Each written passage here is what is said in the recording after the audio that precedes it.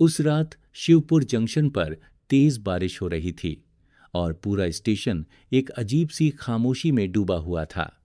लोग कहते थे कि यहाँ एक प्लेटफॉर्म है, नंबर 6, जहाँ रात के बाद कोई भी जाना सुरक्षित नहीं होता। दिन में यह स्टेशन सामान्य लगता था, लेकिन जैसे ही रात होती थी, माहौल बदल जाता था और डर हर कोने में फैल जाता था। इसी रहस्य को जानने एक पत्रकार राघव वहां आया था, जिसे ऐसी बातों पर बिल्कुल विश्वास नहीं था। उसने बहुत से अंधविश्वासों का सच सामने लाया था और उसे लगता था कि यह कहानी भी बस लोगों का डर है।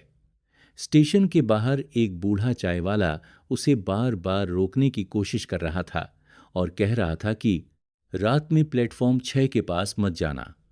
लेकिन राघव मुस्कुराया और आगे बढ़ गया, क्योंकि उसे अपने कैमरे से सच रिकॉर्ड करना था। धीरे धीरे मौसम और भी डरावना होता गया। आसमान में बिजली चमकने लगी और बारिश तेज हो गई। रात के करीब 1 बजे स्टेशन लगभग पूरी तरह खाली हो चुका था और सिर्फ हवा की आवाजें सुनाई दे रही थीं। पुराने लाउडस्पीकर से कभी कभी टूटती हुई आवाज आती थी, जो माहौल को और रहस्यमयी बना देती थी। तभी एक कर्मचारी ने राघव को आखिरी बार चेतावनी दी कि अगर कुछ भी अजीब लगे तो पीछे मत देखना। राघव अपना कैमरा लेकर धीरे धीरे प्लेटफॉर्म नंबर 6 की तरफ बढ़ा, जहां घना कोहरा और अंधेरा फैला हुआ था। वहां सिर्फ एक पीली टिमटिमाती लाइट जल रही थी और हवा में अजीब ठंडक थी। अचानक उसे किसी के चलने की आवाज सुनाई दी, जैसे कोई पास ही खड़ा हो, लेकिन वहां कोई नहीं था। उसका कैमरा अपने आप बंद हो गया और मोबाइल स्क्रीन भी काली हो गई। तभी दूर से एक ट्रेन की सीटी सुनाई दी, लेकिन ट्रैक पर कोई हलचल नहीं थी। ऐसा लग रहा था जैसे ट्रेन हवा में चल रही है। हो फिर घने कोहरे के बीच एक काली ट्रेन धीरे धीरे दिखाई देने लगी।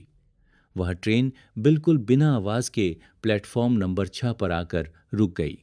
उसके दरवाजे अपने आप खुल गए और अंदर गहरी अंधेरी खामोशी थी। राघव की सांसें तेज होता है गईं, लेकिन उसने देखा कि अंदर कुछ लोग बैठे हुए हैं, सफेद चेहरों के साथ बिल्कुल शांत, और उनकी आंखें पूरी तरह काली थीं। तभी एक छोटी लड़की दरवाजे पर आकर खड़ी हुई और उसने मासूम आवाज में कहा कि उसकी मम्मी अंदर हैं। लेकिन जैसे ही राघव ने उसके पैरों की तरफ देखा तो वह डर गया, क्योंकि उसके पैर उल्टे थे। अचानक पूरे स्टेशन की लाइटें बंद हो गईं और चारों तरफ अंधेरा फैल गया। ट्रेन के अंदर बैठे लोग धीरे धीरे उसकी तरफ देखने लगे और एक साथ मुस्कुराने लगे। किसी ने पीछे से फुसफुसाकर कहा कि अब मत जाओ, और जब राघव ने पलटकर देखा तो स्टेशन मास्टर खड़ा था, जिसका चेहरा डरावना और जला हुआ था। उसने कहा कि यह ट्रेन मरे हुए लोगों की नहीं, बल्कि उन लोगों की है जो मरने वाले होते हैं, और आज यह ट्रेन तुम्हारे लिए आई है।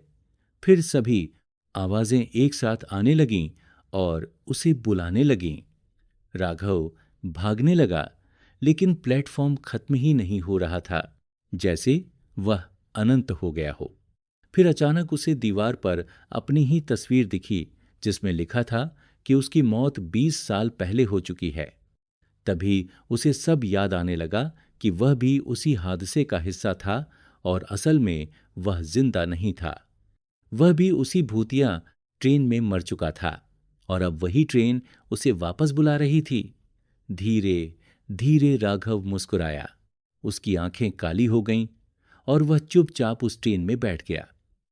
दरवाजे बंद हुए और ट्रेन धीरे धीरे धुंध में गायब हो गई।